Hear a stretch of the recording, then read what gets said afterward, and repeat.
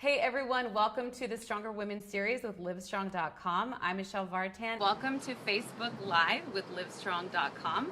I'm Michelle Vartan and we are here at Wanderlust in Hollywood on the beautiful and very sunny rooftop. I am with author, speaker, mega spiritual leader. She's even one of Oprah's Super Soul 100, Danielle LaPorte. Welcome, Danielle. Hi, hi. Hi, hi. We're going to have an LA moment and put on our shades right now. Yeah, forgive us. Sunny. It's a little squinty outside.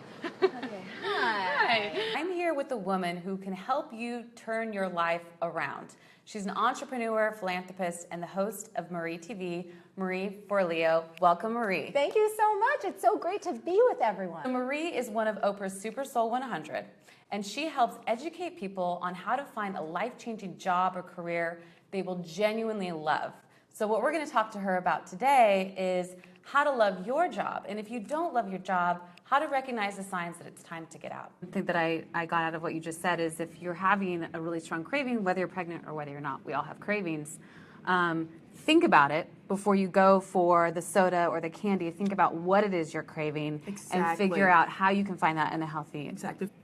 I don't know how to explain It's coming from within. Exactly. It's not forced.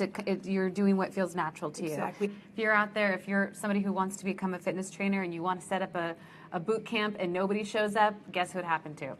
Yeah. Yeah. No, seriously. And now look where you are. Yeah. And I think it all goes back to doing what feels natural to you, what you're passionate about, and then when opportunity comes, you're prepared, right? Exactly. Well, we have a question, but before we answer it, really quick, what would be your favorite go-to snack? Like your Greek yogurt. Greek yogurt. Ooh, yeah. Love Greek yogurt. Nice texture. Super Filling. nice Yeah, texture. I'm getting hungry now. Right? Okay, so what's our question? You know, instead of focusing on the numbers on the scale, focus on the number of minutes that you ran for, or, you know, how fast you're going on the treadmill. Those are the numbers you want to pay attention to, right? Because they reflect if you're able to run longer or push harder, more weights. Exactly. Forget so much focusing on the vanity of it. Exactly. Well, the protein shake is great because right after you work out, you get an instant blast of like the nutrients and support that you need for your body. Exactly. And they're tasty. Exactly. Yeah. So muscle with rest and proper nutrition. I like the idea of putting on muscle resting.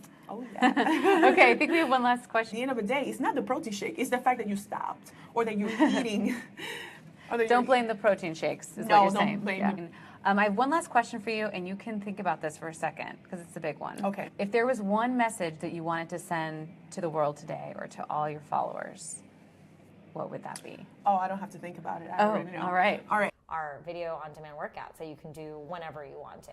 Oh, that's extremely convenient. Yeah. So speaking of changes, you recently transitioned from CEO to executive chairman. Yep. Tell me about making that decision. So let's transition to some of your own personal healthy habits. As somebody who's very healthy, you're a dancer. Yep.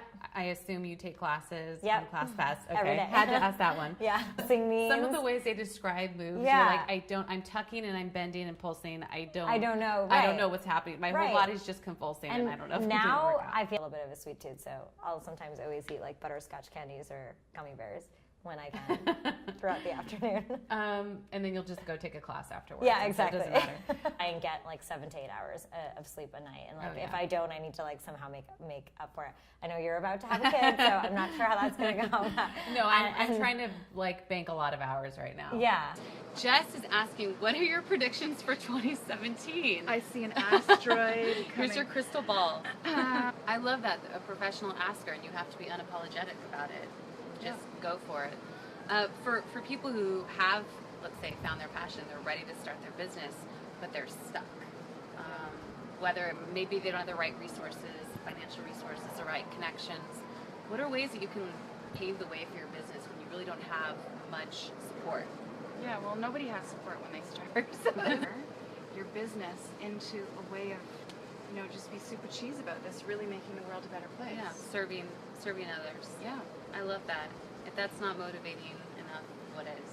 Yeah, if you're not motivated by that, then you better sell your ticket to somebody else. Yeah. Well, let's talk a little bit about you and your success and how you've built your own business.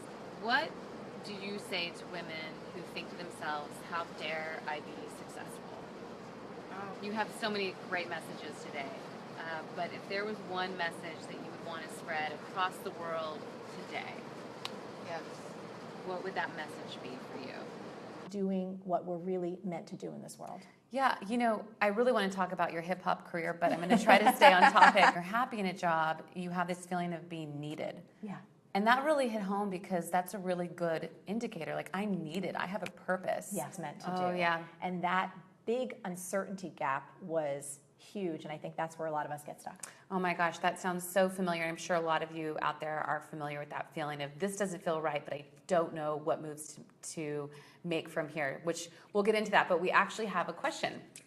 As you show up for work and do the best you can, you're performing better, you're getting compliments from supervisors, Yep. You're killing it. It's like, oh, wow, I'm good. Yes. I have all these skills. That is such excellent advice, and it is counterintuitive, but also so easy. Like, it's something you Yes. could do now without changing your schedule or anything. It's just bringing more energy to the table and then just see what unfolds. Yeah, and that's the thing. Do you think it's possible, like truly possible, to find a job that you love? Yes. Or is it more of like an 80-20 rule where you're happy most of the time, but nothing's perfect? Yep. Because I think for some people it can feel some sort of impossible, especially if you're surrounded by people that don't love their work. Yeah, and they're negative, And they're negative, and everyone's yeah. complaining. Yeah. Oh my goodness! So you might be hearing a little bit. The of dog something. just There's came a into the really- Facebook Live. and like a super cute dog. I wish y'all could. Sorry, we can't bring it in. You having fun? I'm having a great time. But let's shift over into building your own business. Yes. And specifically for women entrepreneurs. As a business owner, as Yes. somebody who's grown their own business from being a bartender, Yep. the big complaint, to loving what you do now. Yes.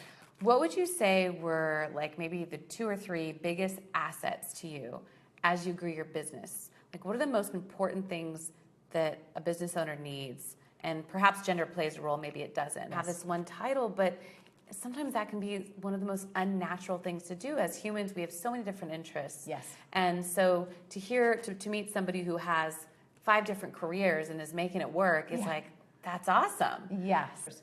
That's how it used to be. But this is a new time. Yeah. And when there is a new time, we need to have new language and new ways of describing ourselves. Yeah, it's 2017, people. So we have another question. So happy that you hit on health, because I think that gets overlooked a lot of the time, that sometimes you just need to go and sweat it out. And that if you don't work every single day to share your gifts with the world, it will have lost something completely irreplaceable. And that's you. I just got chills. Hi, Candace. Hi. Welcome to livestrong.com. Thank you so much for being here today. Yeah, thanks for having me. You've sort of created a new career for yourself where you've brought health and balance to the forefront of your life. Mm-hmm. What changed for you? Was there a moment that inspired you to pivot towards health and fitness? So looking back on your life, when did you realize that there's no such thing as a perfect body? I mean, I feel like since I was very young, Being a working mom with 3 teenagers and just surviving every day, what are maybe 2 or 3 things that you do every day to make you feel good? Almost like your healthy habits that you do. yeah. Well, Those are really helpful tips. And I just want to say thank you so much for being here today. You've given us such great insight into your life and shared your health philosophies. And that's all we have for today. So thank you. great. Thanks so much. If you would like to see this interview or more interviews on the Stronger Women series, you can visit our hub at livestrong.com/strongerwomen.